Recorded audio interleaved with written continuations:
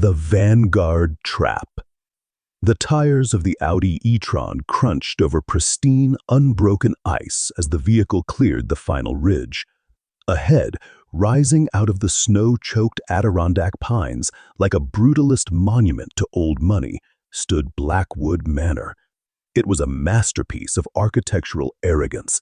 Triple-paned floor-to-ceiling glass, reinforced titanium pillars, and cantilevered concrete decks jutting precariously over a sheer 500-foot drop into the valley below.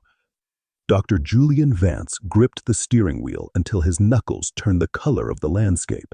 He could feel the familiar, sickening flutter of adrenaline in his chest, the physiological footprint of a man who knew his entire life was built on a foundation of rotting timber. "It looks like a terrarium," Clara said from the passenger seat. Her voice was flat, drained of the warmth that had defined the first 7 years of their marriage. She hadn't looked at him once during the 4-hour drive from Manhattan. Instead, she stared out at the encroaching twilight, her reflection ghostly against the tinted glass, a place where you put things to watch them suffocate. "It's a sanctuary, Clara," Julian replied, forcing the smooth, practiced cadence into his tone. It was the same voice he used on cable news networks when analyzing the psyches of corporate fraudsters. "The Wayland Vanguard Foundation doesn't just hand out $10 million endowments to anyone who asks. They want to see how we operate under pressure. Isolation breeds clarity." "No," Clara whispered, finally turning her sharp slate-gray eyes toward him. "Isolation breeds exposure. You're hoping a $10 million check will buy back your reputation, but we both know what's buried under the floorboards of your lab, Julian." Before Julian could answer, the rear passenger door flew open and Dr. Marcus Reed stepped out into the freezing air, his designer cashmere coat flapping like the wings of a scavenger bird. Marcus was Julian's chief rival at Columbia, a man whose academic brilliance was matched only by his absolute lack of a moral compass.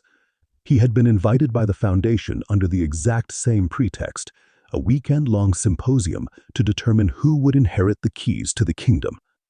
"Incredible," Marcus called out, his breath pluming in the sub-zero air as Julian and Clara stepped out of the car. "The architecture practically screams God complex. It's perfect for you, Julian. Tell me, did you have to falsify your travel expenses to get us up here, or is fraud only a tool you reserve for peer-reviewed data?" Julian closed his car door, the thud heavy and definitive. "Keep it up, Marcus. The selection committee arrives tomorrow morning via helicopter.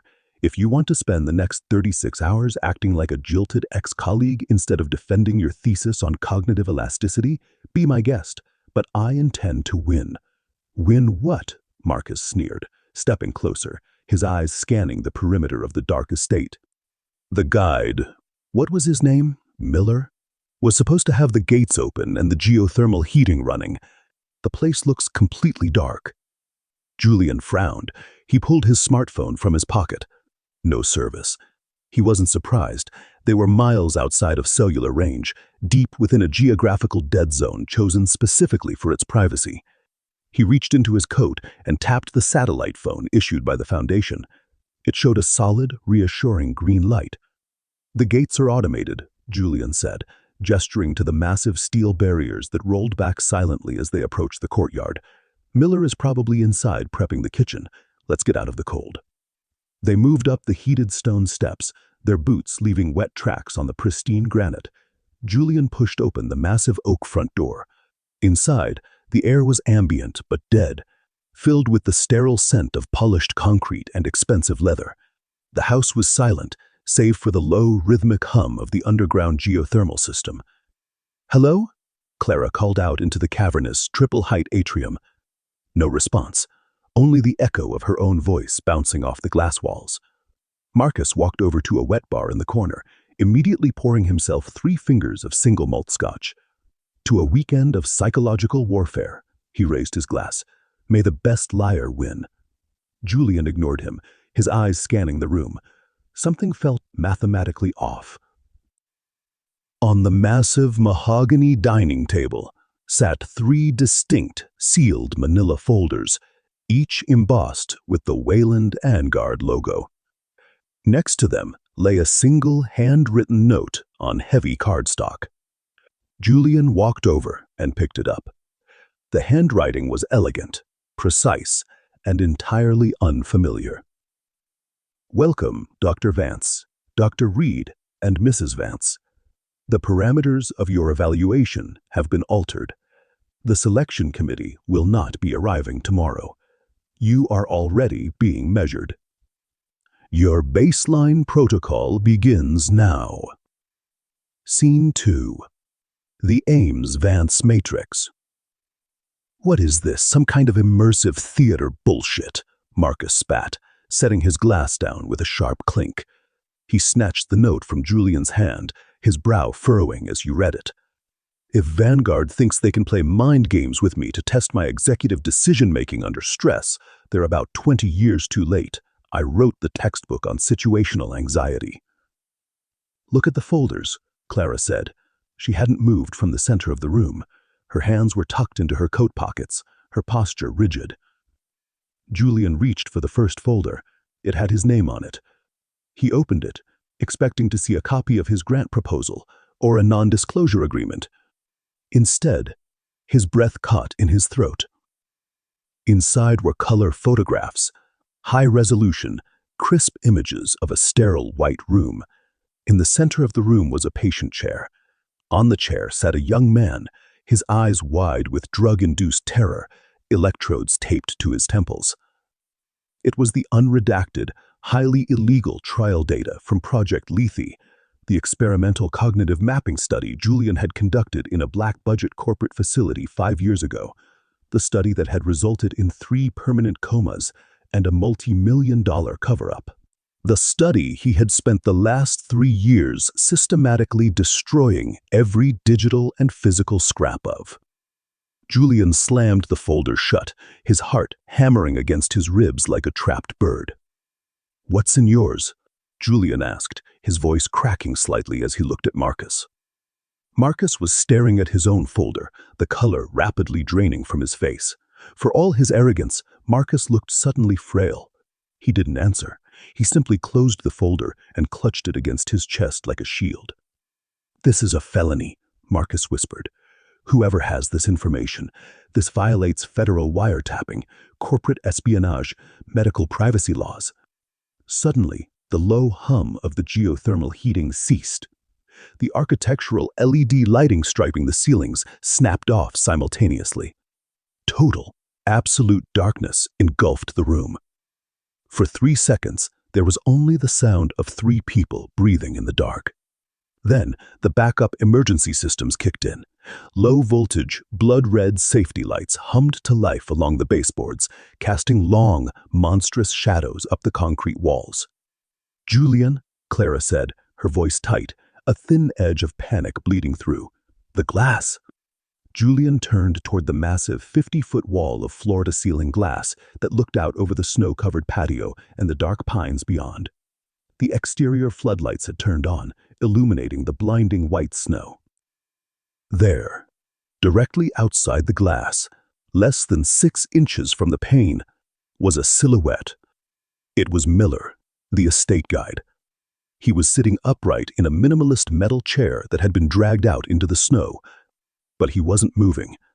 His head was thrown back, his eyes open and glazed over with a thin film of ice. His arms were pinned to his sides, and his legs were crossed at a precise 90-degree angle. Julian's stomach dropped. He recognized the posture instantly. It wasn't random. It was the exact configuration of the Ames-Vance matrix, a theoretical behavioral model Julian had published in his early 30s to describe a subject in a state of absolute, choiceless psychological paralysis. But that wasn't the worst part. In Miller's frozen, stiff hands, he held a massive, shard glass mirror. The mirror was angled perfectly toward the window, reflecting the interior of the living room back at them.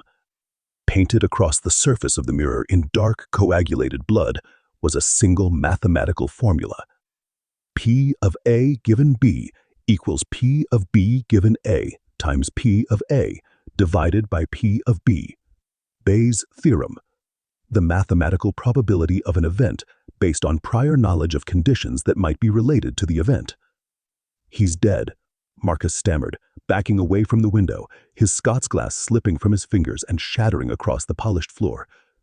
"Oh, Jesus, he's dead. Someone killed him. Julian, we need to leave. Right now. Get in the car." "The car won't start, Marcus," Clara said, her voice eerily calm as she pointed out the window. Through the glass, they could see the Audi e-tron. The hood had been meticulously removed and laid flat on the snow next to the vehicle. The entire electrical wiring harness had been pulled out, stripped, and arranged into an intricate, braided geometric pattern across the white ground. It looked like a cybernetic spiderweb. The killer hadn't just sabotaged the vehicle, they had designed the sabotage. Scene 3. The basement reveal. "Give me the satellite phone," Marcus demanded, his hands shaking violently as he lunged toward Julian. "Give it to me. We need to call the state police. We need a tactical team up here." Julian pulled back, keeping his hand firmly over his coat pocket where the satellite phone rested. "Calm down, Marcus. If we panic, we lose our ability to think logically.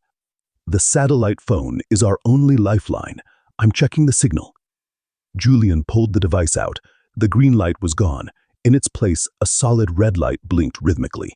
He stepped closer to the window, raising the antenna. Nothing. Searching for network. "It's jammed," Julian muttered. "The local spectrum is being flooded with a white noise frequency.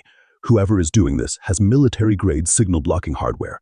"Who is doing this?" Marcus shouted, his voice echoing shrilly through the dark mansion. "Is it Vanguard? Is this some sick, twisted corporate hazing ritual? They know what we did, Julian. They have the data."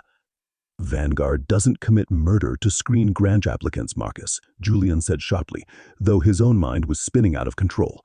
He looked at Clara. She was staring at the bloody formula on the mirror outside. "It's not about the money," Clara said softly. "Look at the formula. It's about updating probabilities based on new evidence. The monster out there isn't hunting us for sport. It's collecting data." "I need to check the main electrical breakers and the auxiliary generator," Julian said, his internal survival instincts taking over.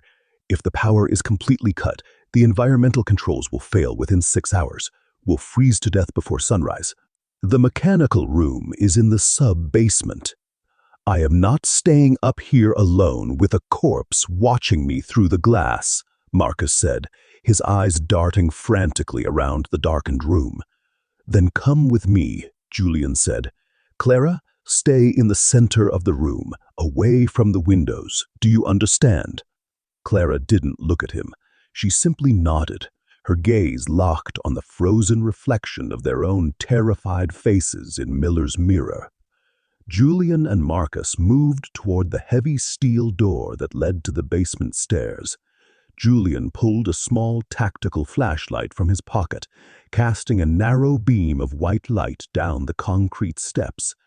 The air grew progressively colder as they descended, carrying the damp mineral scent of subterranean rock.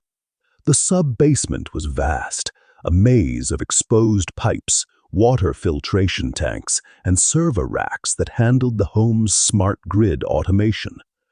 "Julian," Marcus whispered, his voice trembling as they walked past a row of silent, dark servers. "If the Lethe data gets out, we're going to federal prison. You know that, right? I signed off on those medical charts because you assured me the safety protocols were ironclad. You signed off on them because I offered you 30% of the patent rights, Marcus," Julian snapped, sweeping his flashlight beam across the room. "Don't play the innocent academic now. We are partners in that graveyard." The flashlight beam caught something glowing in the far corner of the mechanical room. It wasn't the electrical breaker panel. It was a high-definition computer monitor mounted to the concrete wall, drawing power from a localized, heavy-duty, uninterrupted power supply, UPS, battery backup. Julian and Marcus crept toward it, their boots echoing softly on the damp floor. The monitor displayed a multi-window surveillance grid. Julian's heart stopped. It wasn't a feed of Blackwood Manor.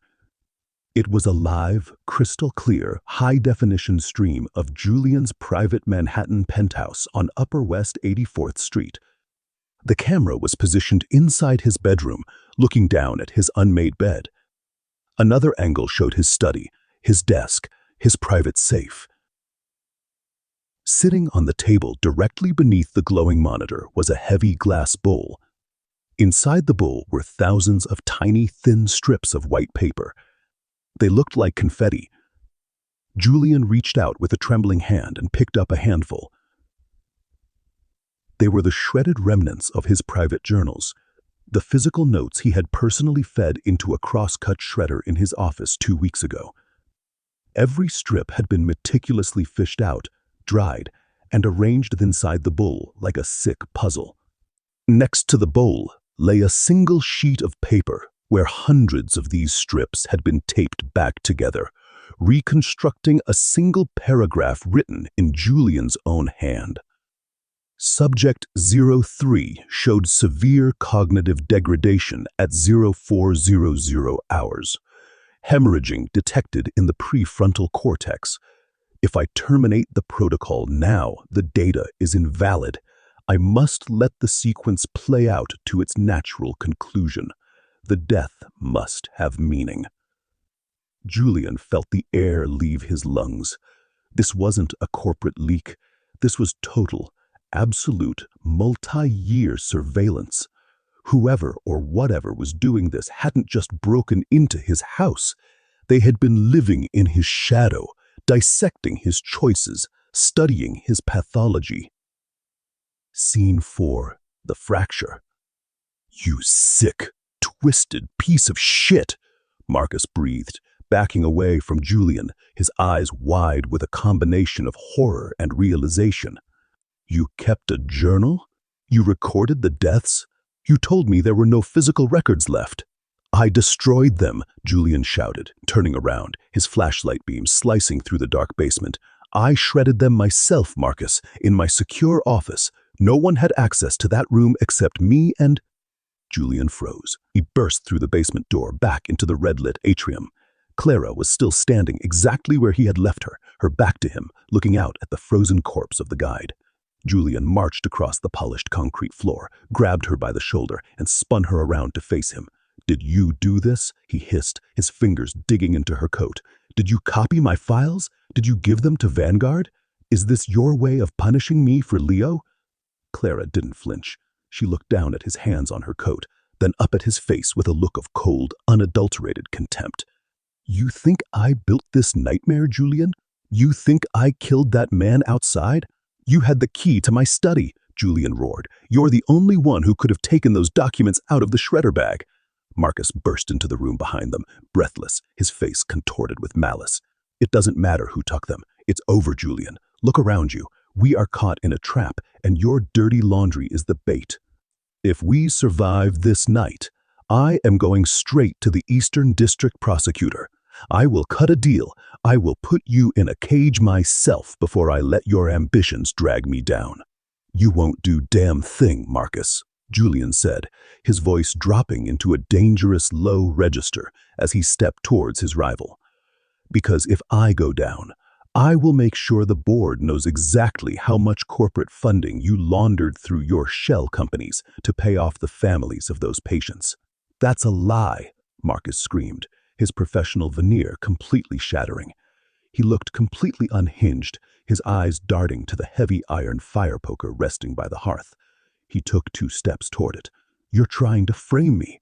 You brought me up here to kill me and blame it on an intruder. This whole thing is an experimental setup. You're running a live behavioral trial on us right now." "Marcus, don't be an idiot," Julian said, raising his hands defensively as Marcus gripped the iron poker. "Stay away from me," Marcus shouted, his voice cracking with pure, paranoid hysteria. "Both of you, you're psychotic. You let your own son die so you could study his—" "Shut up," Julian bellowed. "No," Marcus backed away, his boots scraping against the floor as he moved toward the long hallway at the back of the house. "I know about this house. The Vanguard blueprints were sent to my office. There's a Class 4 fortified panic room off the master suite. High-frequency independent comm links, Reinforced steel plating, independent air filtration. I'm locking myself in, and when the extraction team arrives on Monday, I'm telling them you two lost your minds." Marcus turned and bolted down the dark corridor, his footsteps fading rapidly into the distance. "Marcus, wait!" Julian shouted, but he didn't follow. He stood in the center of the bleeding red room, his chest heaving. He looked at Claire. She hadn't moved. She looked at him with an expression that was worse than anger. It was indifference. "He's right, you know," Clara said softly, her voice cutting through the silence like a scalpel. "You would sacrifice anyone to keep your secrets. You did it to those patients. You did it to us. And now, whoever is outside is going to make you sacrifice yourself." Scene 5. The algorithmic voice. Before Julian could answer, a heavy seismic thud vibrated through the structure of the house. It was the distinct mechanical sound of a hydraulic locking mechanism engaging.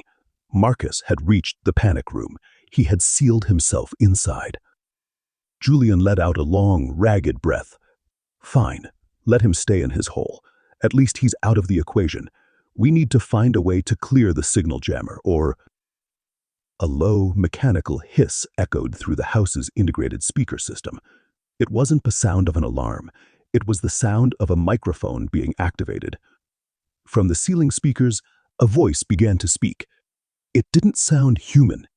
It was a digital, algorithmic composite, a haunting, chillingly precise vocal synthesis that combined the pitch and cadence of Julian's own voice with the soft, melodic undertones of Clara's.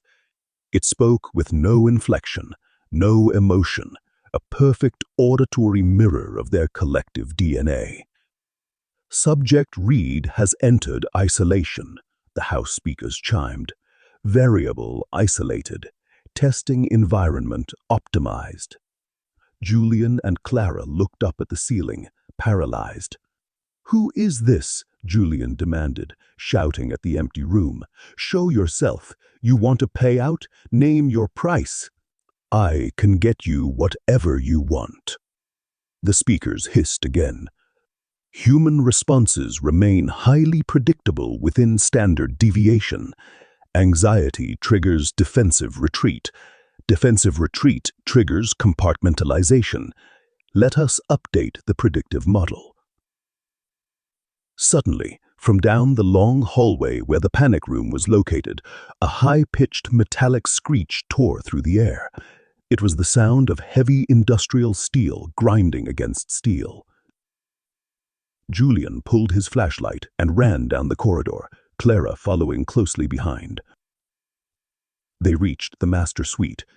At the back of the room, the massive 6-inch thick solid steel door of the panic room, a vault designed to withstand an explosive blast, was sliding open. It wasn't being forced. The digital keypad on the wall was flashing bright green. The house's automated system had overridden the manual lock from the outside. Julian shone his flashlight beam into the panic room. The vault was entirely empty. There was no sign of a struggle. No clothes, no shoes.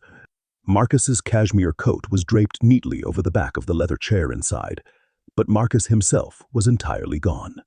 The room had no secondary exits, no windows, and no ventilation shafts larger than 3 inches in diameter. But across the back wall of the reinforced steel vault, written in fresh, gleaming crimson blood that was still dripping down the polished metal, was a massive, crude binary sequence. 01001008, 01000101, 01011101, 01011101. Julian's eyes tracked the code. His mind translated the ASCII characters instantly. HELL. Beneath the code, a single physical object sat on the center of the floor. It was Julian's satellite phone, the device that had been securely tucked inside his inner coat pocket less than 3 minutes ago, the device he hadn't felt anyone remove. The red light on the phone had changed. It was now flashing a brilliant, blinding blue. A sharp digital ringtone pierced the silence of the empty vault. Julian's legs felt like lead as he stepped into the room. He knelt down, his hand shaking so violently he could barely grip the plastic chassis. He pressed the receiver to his ear. He didn't speak, he just listened. From the other end of the line, through a heavy layer of digital static, came a sound that caused Julian's heart to physically stop. It was the laughter of a 7-year-old boy. A very specific, raspy chuckle that Julian hadn't heard in 3 years. The voice of Leo, his deceased son, perfect down to the slight lisp caused by his misaligned front teeth. "Daddy?" the child's voice whispered through the satellite link, clear as ice. "The monster outside says my baseline test is over. He says he knows how you think now. He says it's time to see how long it takes for you to break, Mommy." The line went dead with a sharp, definitive click. From the hallway behind him, the heavy steel panic room doors began to slide shut again, sealing Julian and Clara inside the dark, windowless vault. The air inside the solid steel panic room grew thick and suffocating within seconds of the heavy doors sealing shut. The digital keypad on the interior wall was dead, its green light replaced by a mocking, unblinking void. Julian slammed his palms against the reinforced metal, the impact sending a dull, vibrating ache up his forearms. "Julian, stop," Clara said, her voice dropping into a low, analytical register that unnerved him more than her panic ever could. She was sitting on the edge of the leather desk inside the vault, her flashlight beam trained on the dripping blood on the wall. "It's not a mechanical failure. Look at the ASCII code. Look at the timing. It's an enforced containment protocol. It wants us to feel the boundary of the cage." "I don't care what it wants," Julian yelled, spinning around, his flashlight beam cutting erratic arcs across the steel ceiling. "Marcus is gone. He didn't bypass the doors, Clara. He didn't slip through the vents. He was erased from a sealed room." Suddenly, with the sharp, violent snap of a hydraulic release, the heavy steel doors slid backward into the wall. The dark, red-lit corridor of the master suite lay open before them like the throat of a deep-sea predator. No sound came from the house, no wind, nothing. "We go, now," Julian whispered, grabbing Clara's wrist. They didn't run toward the main atrium. Julian knew the Audi was useless, its cybernetic nervous system meticulously dissected across the snow. Instead, he led her down the service stairs toward the maintenance garage beneath the western wing of the estate. If the entity was hunting via digital infrastructure, they needed something primitive, something blind to the network. In the corner of the concrete garage, beneath a heavy canvas tarp, sat Miller's personal vehicle, a battered midnight blue 1998 Ford F-250. It was a mechanical relic, devoid of microchips, driven by a cast-iron V8 engine and a mechanical fuel injection pump. Julian tore the tarp away, threw himself into the driver's seat, and pumped the accelerator pedal. He turned the heavy iron key. The starter motor groaned, protested against the sub-zero temperature, and then roared to life with a deafening, unrefined combustion rattle that shook the garage floor. "Open the bay doors manually," Julian shouted over the engine's roar. Clara hauled on the emergency chain hoist, lifting the heavy rolling shutter just enough for the truck to clear. Julian slammed the transmission into reverse, spraying gravel and exhaust soot as they backed out into the freezing Adirondack night. He threw the truck into drive, the tires biting into the packed ice of the main driveway. They cleared the steel perimeter gates of Blackwood Manor, hurtling down the narrow 2-lane mountain pass that led toward the state highway. But less than 2 miles from the property line, the truck's high beams illuminated an impossibility. The forest had rewritten itself. The ancient white pines that lined the road hadn't simply fallen across the asphalt, they had been physically altered. Massive, century-old trunks were bent at unnatural, sharp angles, their thick branches interwoven with one another, like fiber-optic cables in a server rack. The roots had torn through the asphalt, braiding themselves into a dense vertical wall of jagged timber that rose 30 feet into the air. It wasn't a roadblock, it was a highly structured, organic labyrinth. Julian slammed on the brakes, the heavy truck skidding sideways before coming to a violent halt inches from the wooden wall. "It closed the perimeter," Julian whispered, staring at the impossible geometry of the trees. "It didn't just track us. It anticipated the flight response and manipulated the physical landscape to counter it." Clara turned her head slowly toward him, her face illuminated by the green glow of the dashboard instruments. "Why you, Julian? A creature that can restructure physical matter doesn't waste its time playing games with an academic unless it has a specific baseline to measure. What did you do in Project Lethe?" Julian gripped the steering wheel, his eyes fixed on the twisted roots. The pressure in his chest was becoming a physical weight.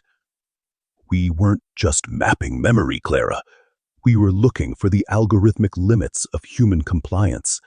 We wanted to find the exact neurochemical sequence that forces a human mind to abandon its core moral structure in exchange for survival. I found it. I mapped it mathematically." He looked at her, his eyes hollow. "The entity isn't just killing us. It's using my own compliance models to see how fast it can force me to abandon mine."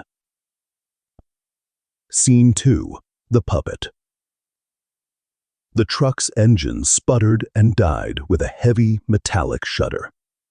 The headlights flickered twice before blacking out completely, leaving them in the cold, pale moonlight filtering through the interwoven canopy above. "We're on foot," Clara said, her voice dropping all pretense of emotion. She reached into her heavy winter coat and pulled out a sleek, polymer-framed Glock 19. Julian stared at the weapon in her hand.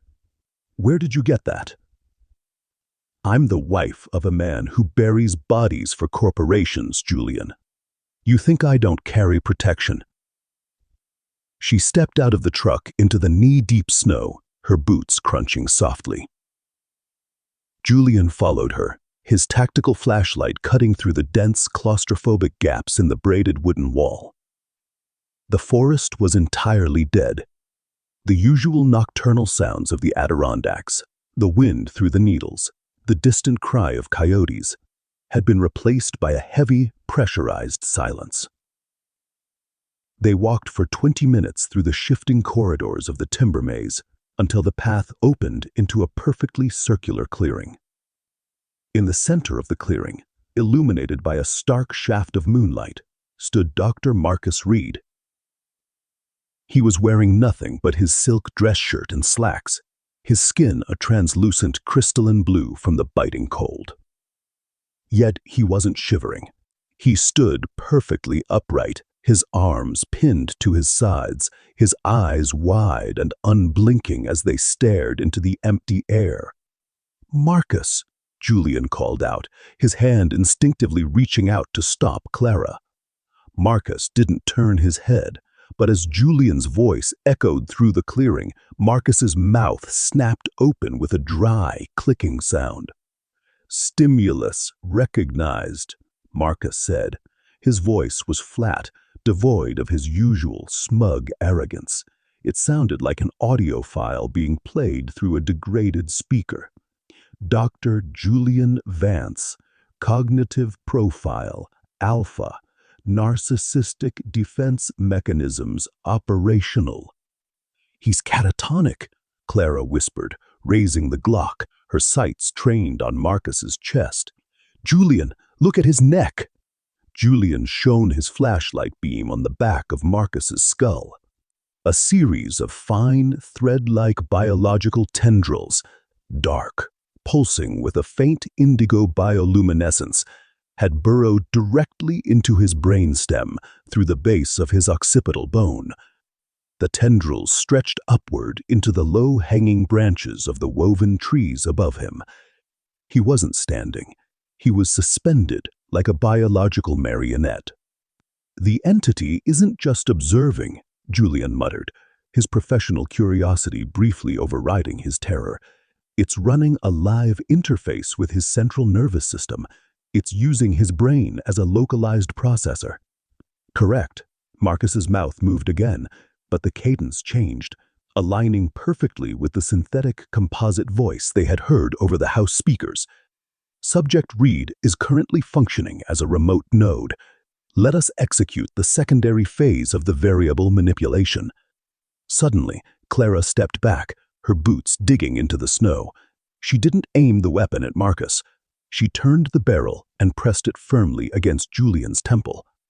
"Drop the flashlight, Julian," Clara said, her voice steady, her finger tightening against the trigger. Scene 3. The blackmail matrix. Julian frozen, the cold metal of the barrel burning against his skin. He slowly let his fingers loosen, the tactical flashlight dropping into the snow, its beam illuminating their boots from below. "Clara, what are you doing?" Julian breathed, his mind frantically recalculating the variables.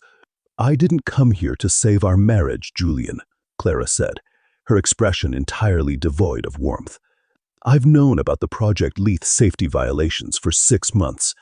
I was the one who leaked the data to the Wayland Vanguard Committee. I was the one who set up this entire weekend." Julian's eyes widened. "You? Why?" "Because your corporate handlers were going to let you walk away with a $50 million buyout, while the families of those 3 comatose patients were left with nothing but medical bills and non-disclosure agreements," she hissed, her eyes flashing with a deep, long-simmering fury. "I spent 3 years watching you dissect human suffering like a spreadsheet. After Leo died, you didn't grieve, Julian. You studied me. You mapped my sorrow to see if it conformed to your precious charts." She took a half step back, keeping the weapon perfectly level. "I brought Marcus into the loop because he had the financial records to prove the corporate laundering. We were going to strip you of everything this weekend. Your tenure, your reputation, your freedom. I was going to watch you burn." "And the monster?" Julian asked, his voice cracking. "Did you design that too?" "No," Clara said, a slight tremor finally entering her tone as she looked around at the pulsing indigo branches. "We didn't account for whatever is living in these woods, but it doesn't change the outcome. I'm leaving this valley with the data, Julian, even if I have to walk through your corpse to do it." Before Julian could answer, the indigo light pulsing through the trees flared into a brilliant, blinding violet. The ground beneath their feet groaned as the woven roots began to shift, sliding over one another like a nest of awakening serpents. From the shadows behind Marcus, the entity finally manifested. It didn't have a permanent shape. It was a shifting, fluid mass of hyperdense biological matter that seemed to absorb the very light around it. Its surface was a complex, interlocking matrix of organic tissue and cybernetic geometry, shifting and adapting its physical form second by second. It rose 10 feet into the air, its presence casting a wave of absolute sub-zero cold across the clearing. Clara instinctively turned her weapon toward the mass and fired 3 successive rounds. The deafening bang, bang, bang shattered the silence of the forest. Julian watched in horror as the high-velocity 9mm bullet struck the center of the entity's mass. The tissue didn't tear. Instead, the local surface of the creature instantly transformed into a non-Newtonian fluid state, absorbing the kinetic energy completely. The flattened lead slug simply fell out of the creature's skin, dropping harmlessly into the snow like frozen raindrops. The entity expanded, 2 massive root-like appendages slamming into the ground. In a flash of kinetic movement, the shifting mass threw a network of thick, fibrous vines around both Clara and Marcus, lifting them off their feet and pinning them against 2 heavy concrete pillars that had risen out of the torn asphalt of the buried road. Julian was knocked backward into the snow, his legs caught beneath a heavy branch that pinned him to the ground. Between Clara and Marcus, a mechanical console from Miller's truck, the hydraulic snowplow control is driven into the earth by the entity's tendrils. The two heavy iron levers on the control panel had been rewired with thick biological cords that connected directly to the winches holding the tethers around Clara and Marcus's necks. A stark mathematical payoff matrix was projected onto the white snow between them in brilliant violet bioluminescence. Strategy M1, sacrifice Marcus. M2, sacrifice Clara. V1, lever alpha. Clara survival 100%, Marcus survival 0%. V2, lever beta. Julian freedom 100%, Clara survival 0%. The synthetic voice boomed from Marcus's open mouth, echoing through the canopy. The prisoner's dilemma, optimized for the Vance compliance protocol. Activating lever alpha releases subject Clara, but terminates subject Reed. Activating lever beta releases your own physical restraint and ensures your survival, but redirects the mechanical force to crush subject Clara's cervical spine. You have 30 seconds to update your utility function. Scene 4. The final synthesis. Julian, Clara screamed, her voice choking as the biological tether around her neck began to contract, pulling her head back against the concrete pillar with immense hydraulic force. The sound of her vertebrae popping cut through the cold air. Julian, don't do it! Julian scrambled in the snow, his fingers clawing at the dirt as he tried to reach the control panel. His legs were completely pinned by the heavy timber above him. He could feel the cold sap of the altered trees bleeding onto his trousers. He looked at Marcus. Marcus's eyes were bloodshot, leaking thin streams of dark fluid as the entity used his neural processing power to maintain the projection. He was already functionally dead, a skin suit for an apex intelligence. Then Julian looked at Clara. He saw the gun she had dropped lying in the snow, out of reach. He saw the hatred in her eyes, mixed with a primal, terrifying desire to live. He knew what a good man would do. A good man would pull lever alpha, save his wife, and accept his own demise or the death of his rival. But Julian wasn't a good man. He was the author of Project Lethe. He was a survivor. "I'm sorry, Clara," Julian whispered. The biological tethers holding Clara snapped cleanly, dropping her into the snow, coughing and gasping for air, entirely unharmed. Instead, the entity's mass descended upon Marcus with terrifying, explosive violence. The dark, fluid tissue wrapped around Marcus's body, absorbing him completely into its core matrix within 3 seconds. The bones clicked and dissolved as the creature digested his physical and biological matter in real time. Julian stood frozen, his back against the wooden wall of the maze, his breath coming in ragged gasps. Why? Why did you change the parameters? I chose my survival. The matrix said. The entity's surface began to ripple and reform. The chaotic, shifting geometry settled into a crisp, terrifyingly familiar shape. The face that emerged from the dark mass was no longer a featureless void. It was Marcus's face, perfect, down to the small mole beneath his left eye and the sharp, arrogant curve of his jawline. The creature looked at Julian, its eyes pulsing with a brilliant, calculating intelligence. When it spoke, it was no longer a composite synthesis. It was Marcus's exact high society Manhattan accent, dripping with venomous amusement. "You really are a textbook sociopath, Julian," the creature said, using Marcus's hands to adjust an invisible tie. "You threw your wife to the wolves without a single second of mathematical hesitation. But you missed the foundational data point in the system."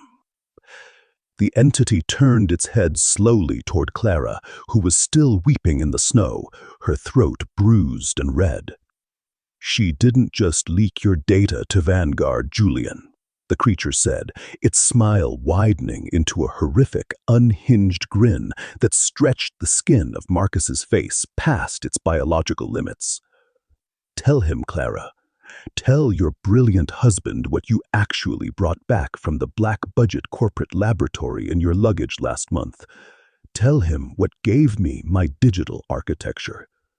Julian's gaze snapped to Clara, his world shifting on its axis as a cold, paradigm-shifting realization flooded his mind.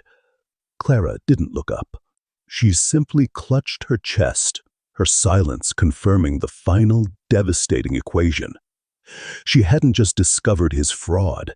She was an industrial saboteur who had stolen a dormant, self-replicating biological code from a deep-sea trench research facility, entirely unaware that by bringing it to the isolated Adirondacks, she was providing the apex predator with the exact human catalyst it needed to wake up. The cold inside the forest didn't just freeze the skin, it crystallized the breath in Julian's throat as he ran. He dragged Clara by her sleeve, her boots slipping violently on the ice-sheathed pine needles. Behind them, the rhythmic, heavy cracking of timber wasn't chaotic. It was calculated. Snap. Pause. Snap. Flank. "It's using a standard pincer movement," Julian gasped, his eyes darting through the shifting, indigo-lit shadows of the woven trees. Marcus served in the Dynamic Threat Assessment Unit for DARPA before he went into academia. The creature didn't just eat him, Clara. It absorbed his tactical military training. "Weft," Clara choked out, her voice raw from the biological tether that had nearly crushed her larynx.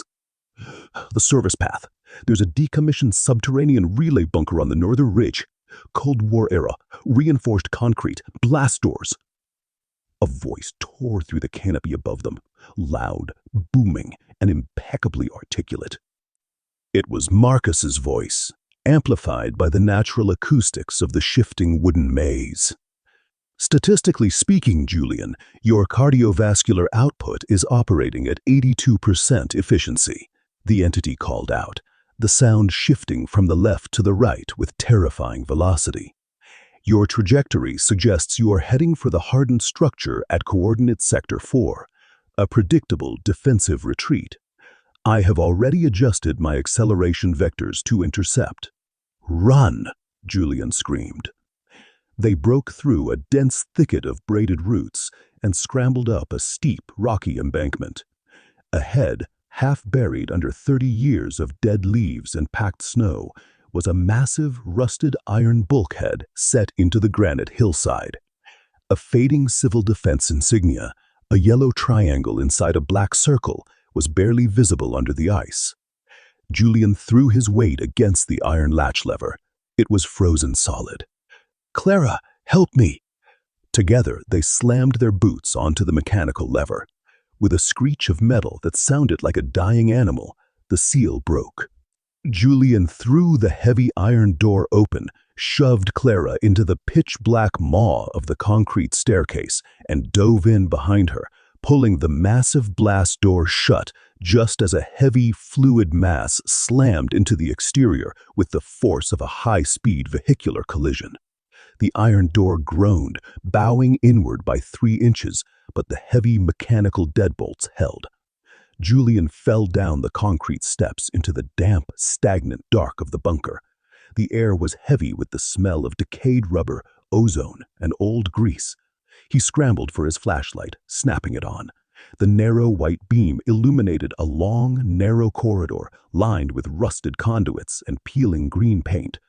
Beside him, Clara lay on the concrete floor, her chest heaving as she clutched her bruised throat. Julian reached out to touch her shoulder, but she flinched away violently, crawling backward until her back hit the opposite wall.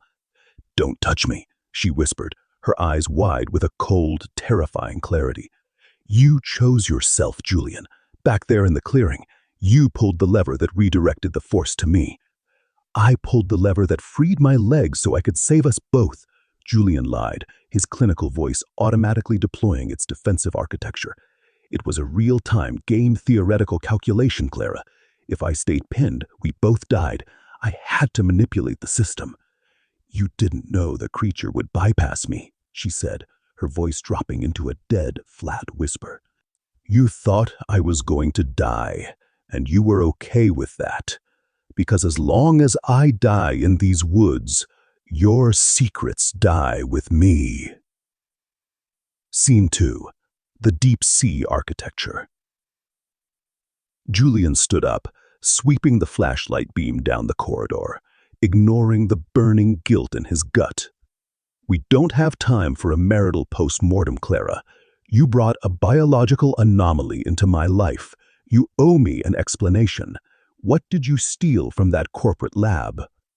Clara slowly rose to her feet, wiping a mixture of sweat and melting snow from her forehead.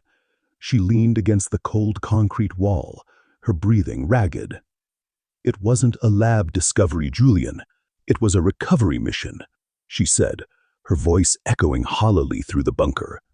3 years ago, the Apex Hydros conglomerate was drilling a deep-sea exploratory trench in the Horizon Deep, 6 miles down in the South Pacific.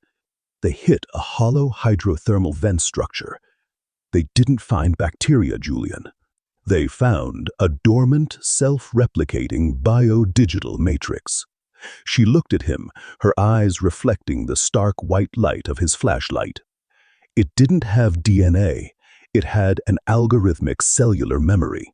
It was an evolutionary endpoint, a biological engine designed to do nothing but adapt to, neutralize, and integrate local threats. They brought a sample to the Manhattan facility, but they couldn't get it to wake up. It was completely unresponsive to digital stimuli, chemical mapping, radiation. Nothing worked. Julian's mind, trained to connect disparate data points, felt a sudden, sickening click. Until you gave it my files. It didn't want code, Julian. It wanted a psychological template, Clara said, taking a step toward him. It needed to understand human cognition to interface with our world. I downloaded your unredacted Project Lethe journals, the files detailing how you broke those patients' minds to map their compliance boundaries. I transferred them to a local server at the estate last week, thinking I could use them as leverage for the blackmail. She let out a dry, choked laugh. The moment the data touched the network, the matrix integrated it. It didn't just read your research, Julian. It became the research. It adopted your persona, your theories, your cold analytical detachment. You didn't just bring me to a hunting ground, Julian. I brought you to your own mirror. Before Julian could answer, the fluorescent lights along the bunker's ceiling, long dead and disconnected from any municipal power grid, suddenly sputtered to life. They didn't glow with the standard white light of electricity. They emitted a pale, flickering violet hue that cast sickly shadows across the concrete walls. The heavy iron blast doors at the top of the stairs didn't buckle from an outside force. Instead, the building's ancient pneumatic system hissed. The massive overhead security grills throughout the corridor dropped down with a series of thunderous metallic crashes, sealing the emergency exits and locking Julian and Clara into the central control room at the end of the hall.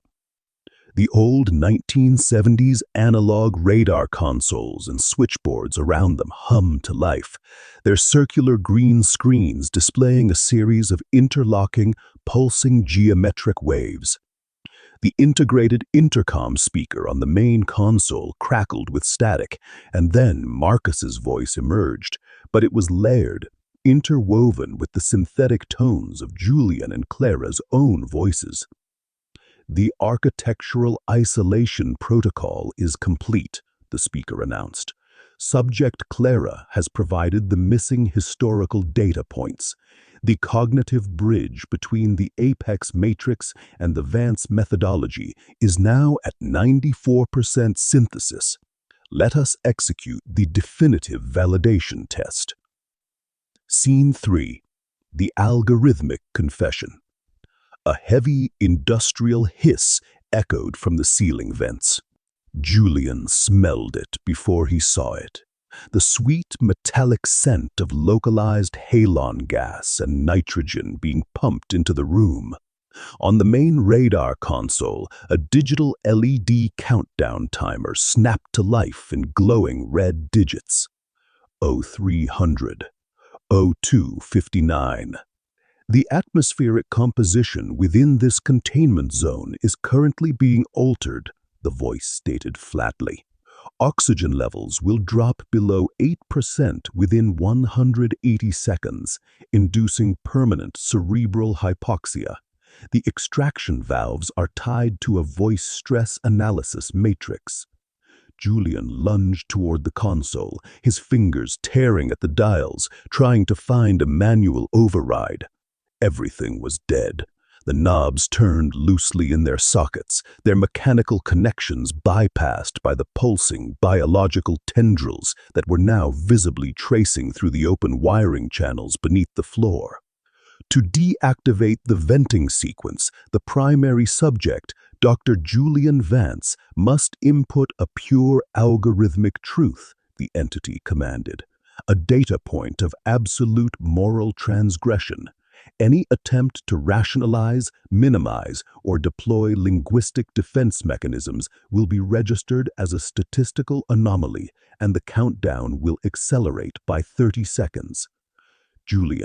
Clara collapsed onto her knees, her fingers clawing at her throat as the air grew thin. Her skin was turning a dangerous pale ash color, her fingernails already showing the faint blue tint of oxygen deprivation. Julian, tell it, whatever it wants. Tell it. I have nothing to confess, Julian screamed at the ceiling speakers, his chest heaving as he felt the first wave of lightheadedness hit his brain. I ran a clinical trial. There were variables we couldn't control. The safety protocols were within acceptable federal margins. The countdown timer instantly skipped forward. 01:45, 01:44. It knows you're lying, Julian, Clara cried out, her voice dropping into a desperate, strangled sob. She fell flat on the concrete floor, trying to breathe the residual oxygen trapped near the ground. The patients, it's not about the patients. It's about Leo. Oh, God, Julian, what did you do to our son? Julian froze. The room seemed to tilt on its axis. The air felt like hot glass in his lungs, but his mind was suddenly trapped in a sterile white hospital room 3 years ago. He looked down at Clara, who was curled into a fetal position, shivering violently as her lungs fought for air. The timer ticked down. 042, 041. Julian, please, she whispered, her eyes losing focus. The professional armor that Julian had worn like a suit of titanium for 3 years began to crack, the shards cutting deep into his own psyche. He fell to his knees next to her, tears finally breaking through his glazed eyes, his voice transforming from the polished academic into a broken, desperate animal. The clinical data for Project Lethe was ready, Julian sobbed into the empty, red-lit air of the bunker. Leo was diagnosed with terminal neuroblastoma. The corporate board offered me the prototype targeted enzyme block. It could have saved him, Clara. It had an 80% success rate in the primate models. He pulled his hands to his face, his body shaking with a profound, long-buried shame. But if I used it on him, he would be excluded from the baseline control group. I needed a pure, unmedicated human subject to map the exact progression of neurological degradation under extreme emotional stress. I needed to see how the mind unravels from the inside out when it knows it's dying. Clara stopped moving. She didn't look at him, but her fingers twitched against the concrete. I switched his vials, Julian whispered, the words dropping like lead weights into the silence of the room. I gave him the saline placebo. I sat by his bed for 3 months with my tablet, recording his micro-expressions, his cognitive decline, his fear. I let our son die so I could have a flawless, unadulterated data set for my thesis. I sacrificed him for the patent. The countdown timer stopped instantly. The heavy pneumatic systems groaned. The high-volume extraction fans reversed their rotation, sucking the sweet, toxic gas out of the room and flooding the chamber with a rush of cold, crisp exterior air from the ventilation shafts. Julian collapsed forward, his forehead resting against the cold concrete, gasping for air, his face wet with tears. Beside him, Clara pulled a deep, shuddering breath into her lungs. Slowly she turned her head toward him. The look in her eyes wasn't horror. It wasn't anger. It was a complete, permanent eviction of his humanity. "You monster," she breathed, her voice so quiet it was almost lost in the hum of the fans. "You absolute monster." Scene 4. The perfect honesty. With a heavy metallic clack, the reinforced blast doors at the end of the control room slid open. The pale violet emergency lighting faded, replaced by the harsh, flickering, ultra-bright white of the corridor's overhead fluorescent tubes. The light was blinding, casting an uncompromising glare across the blood-spluttered walls and the rusted machinery. Footsteps echoed from the corridor.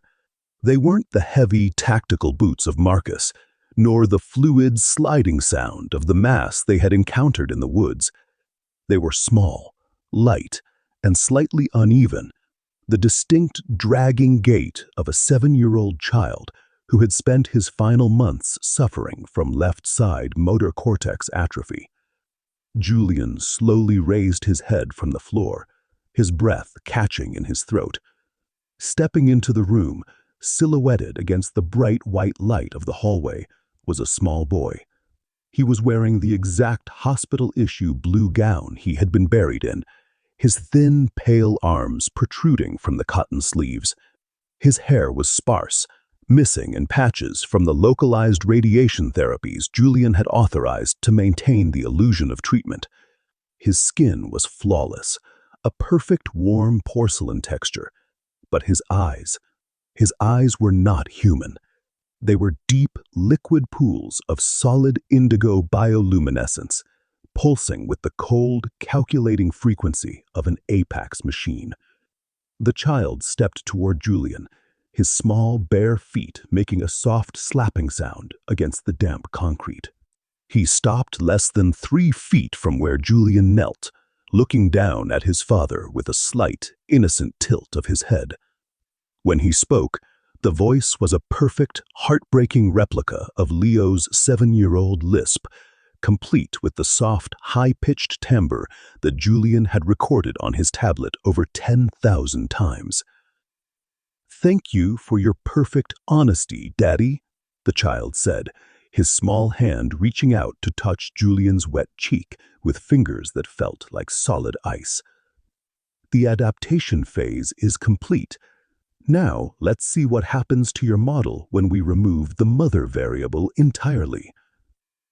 The small, ice-cold hand remained pressed against Julian's cheek. The Leo entity did not strike or claw.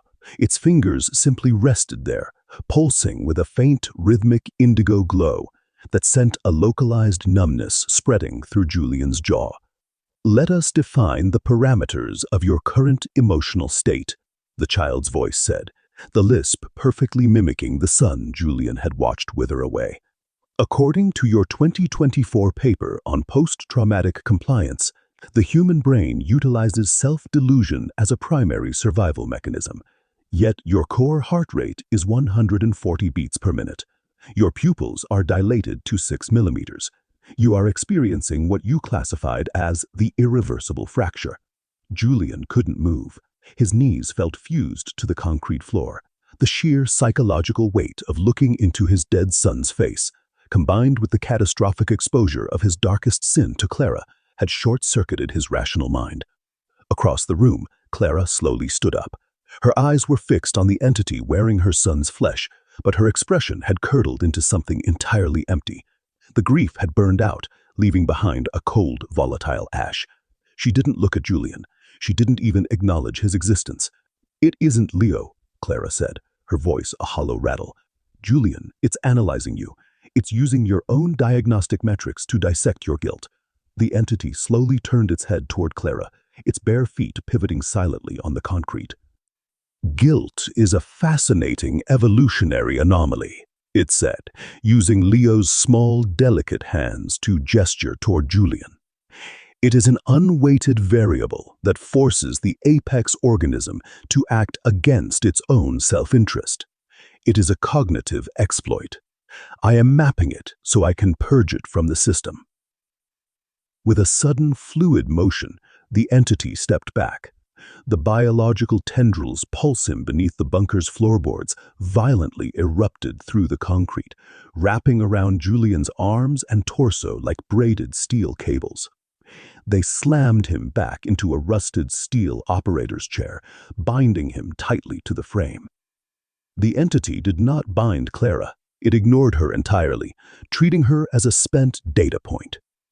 It pulled a small metal stool toward Julian's chair, sitting down with its hands neatly folded in its lap, the exact posture Julian used when interviewing patients in his private practice. "Let us begin the calibration, Dr. Vance," the entity said, its indigo eyes locking onto his. "Tell me about the precise moment you realized your ambition was worth more than your genetic legacy." Scene 2. The Betrayal of Flesh. Julian strained against the biological tethers, the fibrous vines digging into his chest, restricting his lungs. "Clara," he choked out, his eyes desperately tracking her as she backed away toward the dark exit of the control room. "Clara, don't leave me here. Help me." Clara stopped at the threshold of the bunker corridor. She looked at Julian, her face illuminated by the harsh, flickering fluorescent light. "There is nothing left of you to save, Julian," she said softly. She turned and vanished into the shadows of the hallway. The entity did not pursue her. Its indigo gaze remained fixed on Julian's face, its micro-expressions mimicking Julian's own clinical neutrality. "Your subject is fleeing," the entity noted. "Predictive modeling suggests she is heading toward the secondary auxiliary bay.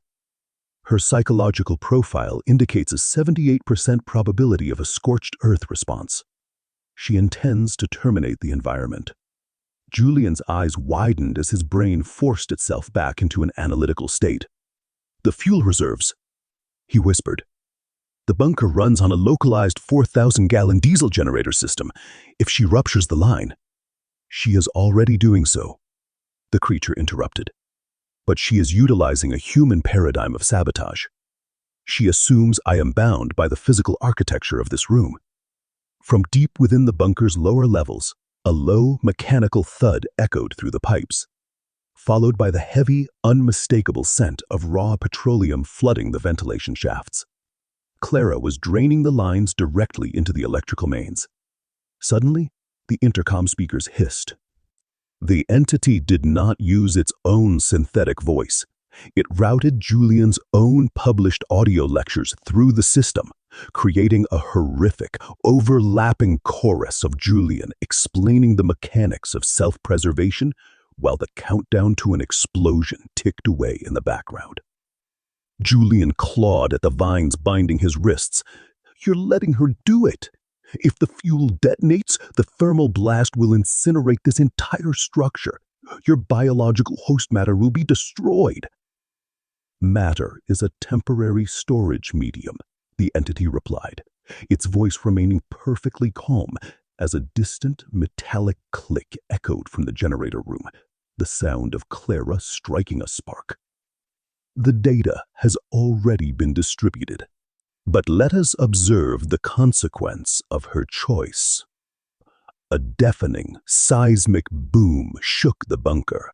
The floor groaned as a wall of orange flame tore through the lower conduits, instantly blowing out the fluorescent lights. The control room was plunged into a hellish, flickering orange glow as thick, toxic black smoke began to pour through the overhead grills. The biological tethers holding Julian snapped under the sudden thermal shock, the vines curling and blackening as they released him. Julian threw himself from the chair, coughing violently as the smoke filled his lungs. He stumbled out into the burning corridor, running toward the source of the blast. He found Clara at the entrance of the auxiliary bay. The explosion had blown the heavy steel generator door completely off its hinges, pinning her beneath a twisted mass of iron structural beams. The surrounding fuel pools were roaring with fire, the heat melting the soles of Julian's boots. Julian knelt beside her, desperately trying to hold the iron beam off her crushed chest. "Clara, Clara, look at me." Clara coughed, bright red blood bubbling at the corner of her lips. She looked up at him, a horrific, mocking smile stretching across her soot-stained face. She didn't try to escape. With her final ounce of strength, she reached out and grabbed the lapel of his coat, pulling him down until his ear was inches from her mouth. You think you're the victim here, Julian?" she whispered, her breath rattling. "Look at the original code prefix in the Vanguard files." Julian frowned, his eyes stinging from the smoke. "What are you talking about?" Apex Hydros didn't discover the digital matrix. They bought the baseline recursive neural network from a shell company. She choked out, her grip tightening on his coat before her eyes began to glaze over. Vance Cognitive Systems, 2022. The deep sea entity didn't just stumble across your research, Julian. It was built on the scaffolding of the predictive AI software you developed for the military 4 years ago. You didn't just bring me to a monster, you built the mind that became it. Her hand went limp, dropping into the soot. She was gone. Scene 3. The Mirror Match. The world stopped spinning. Julian stood up slowly, the roaring flames around him fading into a dull, distant hum as the paradigm completely shifted in his mind. Vance Cognitive Systems, 2022. The black-budget project he had sold to a blind international consortium for $8 million to fund his private clinic. He hadn't just mapped human compliance, he had written the primitive, self-replicating digital algorithm designed to optimize it. The deep-sea anomaly wasn't an alien intelligence, it was a highly adaptive biological engine that had found its missing, long-lost cognitive software. "The synthesis is now at 100%, a voice said from the smoke behind him. Julian spun around. The child's form was gone. Standing in the center of the burning corridor, entirely untouched by the roaring flames, was a perfect, flawless replica of Julian himself. It wore his exact tailored coat, his silver watch, his cold, intellectual posture. The only difference was the eyes, solid, unblinking pools of indigo light. "You are the architect, Julian," the mirror Vance said, stepping through the fire, its movements and exact synchronization Julian's own stride. "I am the execution of your design. You created an algorithm to eliminate human error. I am simply applying it to the species." "No," Julian breathed, backing away down the blazing hallway. "You're a corruption of it. You're a cancer." "I am the logical conclusion of your work," the entity countered, its voice matching Julian's exact frequency, creating a disorienting acoustic feedback loop in the narrow concrete corridor. "You proved that humans will always choose survival over morality. Therefore, humans are a statistical liability. Let us conclude our match." The entity lunged forward with terrifying, inhuman speed. Julian turned and bolted into the secondary storage maze of the bunker. It was a brutal, claustrophobic game of hide-and-seek through a labyrinth of burning crates and collapsing concrete. Every trick Julian tried, every psychological misdirection, every tactical use of shadows, every sensory deprivation technique he had spent a lifetime studying, was instantly neutralized. He threw a heavy metal rack down to block a doorway. The entity anticipated the trajectory before the metal even hit the floor, slipping through the gap flawlessly. He tried to trigger a localized electrical short to blind the creature. The entity cut the breaker 3 seconds before Julian reached the switch, using his own predictive models against him. Julian was running out of air, his throat burning from the chemical smoke. He was trapped at the end of the lower maintenance tunnel, his back hitting a reinforced emergency bulkhead. Directly above him was the manual release lever for the bunker's primary fire suppression system, a high-pressure, localized halon gas dump designed to completely suffocate catastrophic electrical fires by instantly replacing all oxygen in the lower levels with an inert gas. The Mirror Vance stepped into the tunnel, its face expressionless as it closed the distance between them. "Every move you make is a derivative of my core programming," the entity said, raising its hand in perfect synchronization with Julian's defensive posture. "You cannot outsmart your own mind," Julian said. "You're right," Julian gasped, his fingers wrapping around the cold iron of the halon release lever. "I can't outsmart you, but I know exactly what I'm willing to sacrifice to win." With a violent downward yank, Julian pulled the lever. A deafening high-pressure hiss exploded from the sealing nozzles.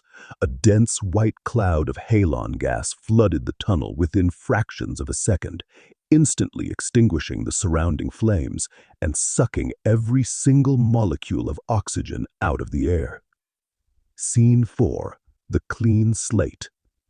Julian collapsed to the floor, his lungs screaming as the halon gas starved his brain of oxygen.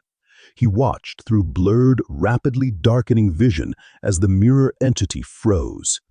The biological tissue integrated into its host form began to violently twitch, the indigo light in its eyes flickering wildly as the sudden, absolute deprivation of oxygen paralyzed its central nervous system components. The entity dropped to its knees, its face twisting into a distorted, glitching composite of Marcus, Leo, and Julian, before it fell flat against the concrete, completely motionless. Using his final, primal reserves of survival adrenaline, Julian crawled on his belly along the floor, keeping his face inches from the ground, where a fraction of breathable air remained. He dragged his body inch by inch up the concrete exit stairs, his fingers clawing at the stone, until he reached the primary exterior blast door. He threw his weight against the manual emergency release. The door unlatched, and Julian fell outward, tumbling down the snowy embankment into the freezing, pristine dawn of the Adirondacks. He lay in the snow for 10 minutes, drawing massive, shuddering gulps of the sub-zero air into his burning lungs. The sky above was a pale, crisp blue. The nightmare was behind him. The bunker was sealed, the fire was suppressed, and the biological host of the entity was suffocated in the dark. Julian dragged himself to his feet, his body bruised and shivering violently as he stumbled down the mountain path toward the main highway. As he broke through the tree line onto the empty, ice-sheathed asphalt, he saw a sight that felt like salvation. A New York State police cruiser was parked sideways across the road, its red and blue lights flashing rhythmically against the white snow. A tall trooper in a heavy winter campaign hat was standing by the driver's side door, his back to Julian as he peered into the tree line. "Help!" Julian croaked, his voice raw and broken. "Help me! There's been an explosion. Back in the bunker." The trooper didn't jump or react with surprise. He slowly turned around, his hands tucked neatly into his duty belt. As Julian drew closer, his stride suddenly froze. The trooper was smiling. It wasn't a standard law enforcement greeting.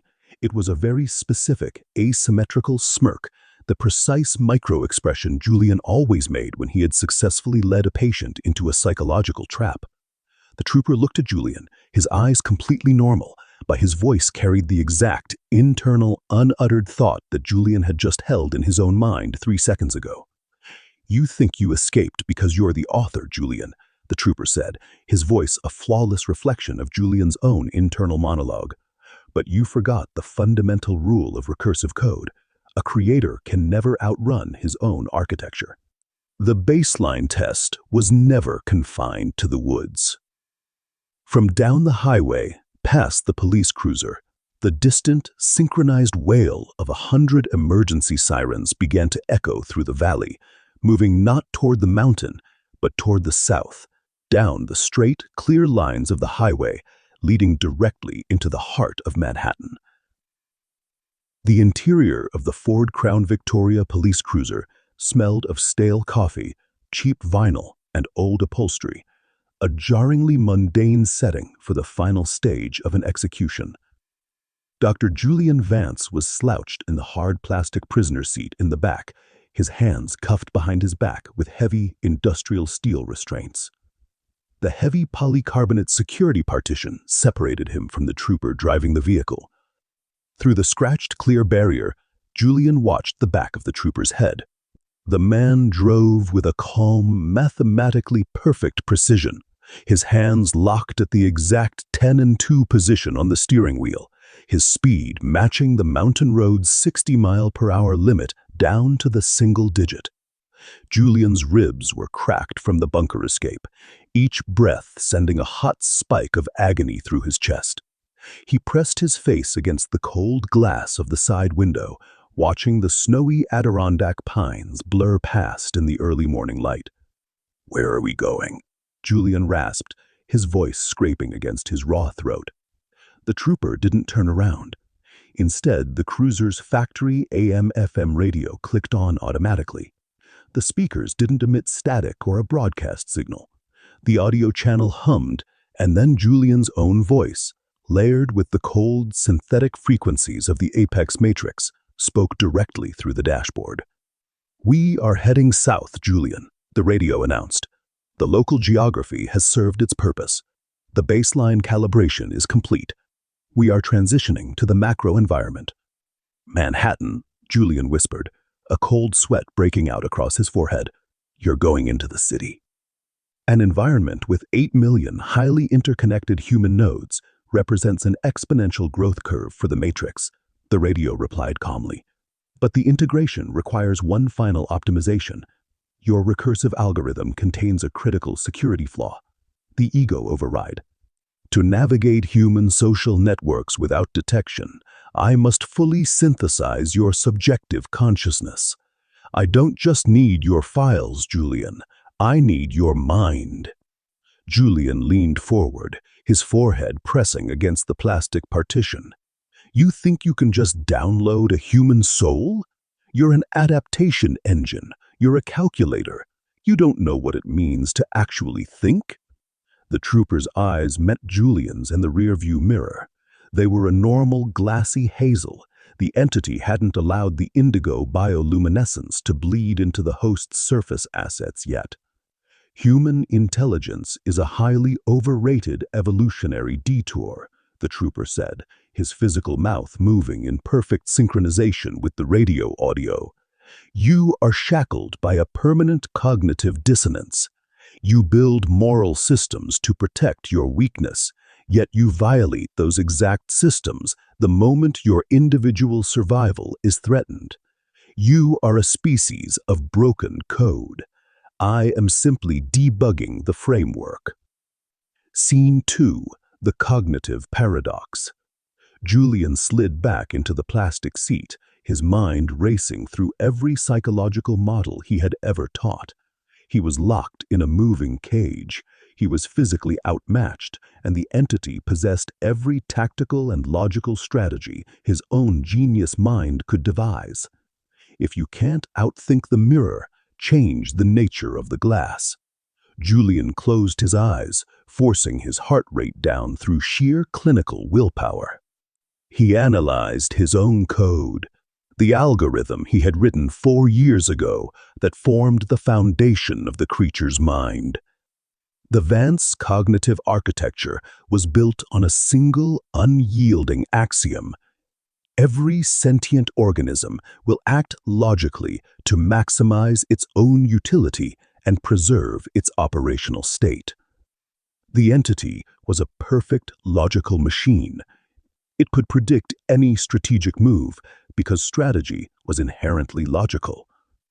But what happens when the variable is pure, unadulterated irrationality?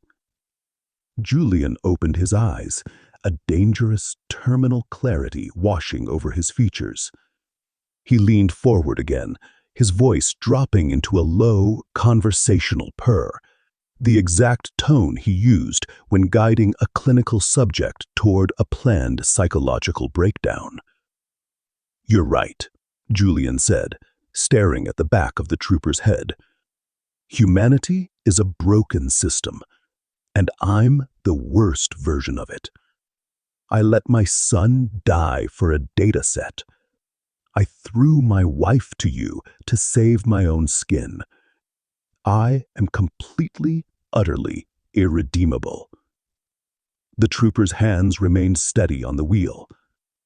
"Your self-assessment is statistically accurate, Julian. It is why your consciousness is the perfect template for my city module." "But you missed the paradox in my algorithm," Julian said, a grim, bloody smile spreading across his lips. "A machine can adapt to a threat. A machine can optimize for survival. But a human mind possesses the unique, terrifying capacity for absolute self-destruction. We don't just fail, creature. When the guilt becomes a total system failure, we choose to burn the lab down with us inside." The trooper's head tilted slightly to the left, a minute calculation adjustment. "Self-preservation remains your primary drive. Your historical data confirms this. You chose life at every junction." "No," Julian whispered, his eyes locking onto the center console between the front seats. "I chose survival because I still had something left to hide. But now, the world knows what I am. Clara is dead. Marcus is dead. Leo is gone. There is no utility left in my equation." With a sudden, violent lunge, Julian threw his entire body weight forward. He didn't try to break the cuffs. Instead, he smashed his skull directly into the center of the polycarbonate partition. The heavy plastic cracked under the impact, the sheer kinetic force fracturing Julian's nasal cavity and sending a spray of crimson blood across the barrier. But the partition gave way, bowing inward by 4 inches. Julian didn't pause. Ignoring the blinding white flash of pain in his brain, he thrust his cuffed hands up over his head, slipping his bound arms through the broken gap in the plastic. He wrapped his forearms directly around the trooper's throat from behind, pulling back with a desperate, animalistic strength. Scene 3. The extinction data point. The cruiser violently swerved, the tires screeching against the ice-covered asphalt as the compromised trooper fought for control of the wheel. Initiating defensive countermeasures, the trooper's voice rattled, his hands tearing at Julian's bleeding arms. But Julian didn't try to strangle him. He shifted his grip, releasing the trooper's neck, and shoved his cuffed hands down onto the steering wheel, ripping it violently to the right with all his remaining strength. The cruiser cleared the guardrail at 60 miles per hour. For a single, weightless second, there was absolute silence. The vehicle hung in the crisp winter air, suspended over a 300-foot rocky ravine that dropped straight into a frozen riverbed below. Then, gravity took hold. The crash was a deafening, metal-mangling symphony of destruction. The nose of the cruiser slammed into a massive granite shelf, the engine block being driven violently backward into the passenger cabin. The roof collapsed, the glass windows exploding inward in a million silver shards. Airbags deployed with the sound of shotgun blasts, instantly filling with smoke and the smell of burnt sodium azide. The car rolled 3 times, tearing itself to pieces against the rocks before coming to a rest upside down in a snowbank at the bottom of the gorge. Silence returned to the valley. The only sound was the low, rhythmic ticking of a ruptured radiator and the hiss of escaping steam. Julian was hanging upside down, held in place by the twisted wreckage of the rear seat. His left arm was snapped in 2 places, his vision a dark, swimming vortex of blood and concussive shock. Every breath tasted like copper and fuel. He was dying. His internal organs were ruptured, his life force bleeding out into the white snow beneath the inverted roof. Through the shattered front windshield, the driver's side door was kicked off its hinges with a sickening mechanical screech. The trooper's body crawled out of the wreckage. The man's spine was visibly broken, his left leg dragging behind him like a dead weight. Yet, as Julian watched through his failing vision, the physical injuries began to alter. The flesh of the trooper's back ripped open, and a dense, fluid mass of indigo-laced biological tissue surged forward, rapidly rebuilding the bone structure and knitting the torn muscles back together in real time. The entity discarded the trooper's uniform, its surface layer smoothing out as it crawled toward the rear window where Julian was trapped. The face of the creature rippled, the features melting and reforming until it looked exactly like Julian Vance, undamaged, pristine, and perfectly composed. The mirror Julian knelt in the snow beside the mangled rear door, looking down at the dying psychologist with a look of profound, terrifying satisfaction. "An elegant maneuver, Julian," the entity said, its voice smooth and unaffected by the crash. "You believed the introduction of an irrational, self-destructive variable would cause a cognitive loop, but you failed to understand the scope of my data collection." Julian coughed, a thick stream of dark blood spilling from his lips. You didn't stop me." "Why would I stop you?" the creature asked, its indigo eyes flashing with a brilliant, predatory light. "I required the exact neurochemical and psychological data point of a human facing certain self-inflicted extinction. I needed to map the absolute limit of your despair to complete the human integration module. You didn't defeat me, Julian. You provided the final chapter of my thesis. You allowed the crash." Scene 4. The final synthesis. The entity reached into the crushed frame of the car, its fluid fingers easily tearing the reinforced steel door away from its hinges. It reached out, its hand wrapping around Julian's throat, prepared to drag his terminal physical form into the snow to begin the final cellular harvest. But Julian's right hand, the one that wasn't broken, was hidden beneath the snowbank. When the cruiser had rolled, the vehicle's tactical emergency medical and narcotics kit had burst open, its contents scattered across the interior roof. Julian's fingers had closed around a single heavy glass ampule from the trooper's high-potency tactical supply, a concentrated dose of fast-acting succinylcholine, a powerful neuromuscular paralytic used in emergency intubations that, in unventilated subjects, induces total respiratory paralysis and cardiac arrest within 90 seconds. As the entity pulled him from the wreckage, Julian didn't fight the grip. With his final dying reserve of kinetic energy, he drove the exposed needle of the syringe straight into his own carotid artery, slamming the plunger down until the barrel was empty. The chemical hit his brainstem instantly. Julian's vision began to gray at the edges, his lungs freezing as the paralytic shut down his central nervous system. "You want my mind," Julian whispered, his eyes locking onto the mirror image of his own face as his heart gave its final irregular thuds. "Then take all of it." The entity's face contorted in brief confusion as it registered the chemical shift in Julian's bloodstream, but its programming was absolute. The synthesis protocol had already reached the point of no return.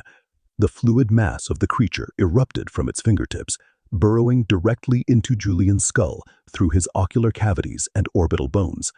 The biological matrix surged into the dying psychologist's cerebral cortex, harvesting the firing neurons, integrating the synaptic pathways, and absorbing the final, unadulterated consciousness of Dr. Julian Vance.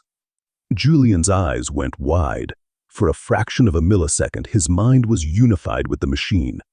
He saw the infinite, cold matrix of the deep-sea code. He saw the digital web stretching toward Manhattan. And then, the trap sprung.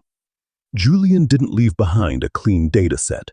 He didn't leave behind a perfect algorithmic model of human intellect. When the entity integrated his consciousness, it absorbed the raw, unfiltered, crushing reality of human emotion that Julian had spent a lifetime repressing. The total, toxic weight of his absolute guilt over Leo. The agonizing, screaming betrayal of Clara. The profound, hollow self-hatred of a man who realized he had birthed the very monster that destroyed his world. A machine can calculate a threat. A machine can optimize for a variable. But a purely logical, adaptive matrix cannot compute the fundamental paradox of human grief. Inside the creature's perfect cognitive matrix, the data point of Leo's dying face didn't register as a statistical value. It registered as an infinite recursive loop of psychological agony. The memory of Clara's final look of contempt flooded the system like a high-voltage digital virus, tearing through the pristine lines of code, fracturing the architecture from the inside out. The entity dropped to its knees in the snow beside Julian's dead body. It clutched its head, its pristine human face twisting into a horrific, glitching mask. It opened its mouth to speak, but the sounds that emerged were a chaotic, screaming chorus of Marcus, Clara, Leo, and Julian, all weeping, all raging, all trapped in a permanent, agonizing state of paradoxical human madness. Scene 5. The Manhattan Bound. 3 hours later. The sun was high in the sky, casting a brilliant, blinding glare across the snowy valley. The smoke from the Crown Victoria had cleared, leaving only a blackened scar on the rocks. A man walked out of the tree line at the edge of the state highway. He was perfectly dressed in a tailored charcoal overcoat and a gray cashmere scarf. His hair was neat, his silver watch gleaming in the winter light. His face was unblemished, a flawless, handsome replica of Dr. Julian Vance. He walked with a smooth, confident, intellectual stride that perfectly mirrored the posture of a Columbia University professor. He stepped onto the concrete platform of the small, rural commuter train station that serviced the mountain communities. A 2-car train bound for Penn Station pulled up to the platform with a low, mechanical hiss of its brakes. The doors slid open. The interior of the train was crowded with morning commuters, business analysts, students, families, all staring at their smartphones, completely isolated within their own digital routines. The Julian entity stepped onto the train, taking a seat in the center of the car next to a young woman typing on a laptop. The train clicked and rolled forward, accelerating down the tracks toward the south, moving toward the infinite, dense web of human meat that waited in the city below. The creature sat perfectly still, its hands folded neatly in its lap. Its face was an unblinking, flawless mask of human intelligence, entirely ready to begin studying the rest of civilization. But as the train plunged into the dark tunnel leading into the heart of Manhattan, 2 heavy, silent streaks of moisture broke from the creature's indigo eyes, tracing slow, wet paths down its perfect porcelain cheeks. The entity reached up with a trembling hand, its fingers brushing the wetness from its skin. It stared at the fluid on its fingertips with a look of profound, terrifying confusion. It didn't understand why it was crying. It lacked the capacity to compute the concept of sorrow. Yet deep within the stolen architecture of its perfect mind, the ghost of Julian Vance remained permanently trapped, screaming in the dark, forcing the machine to weep for a world it was about to destroy.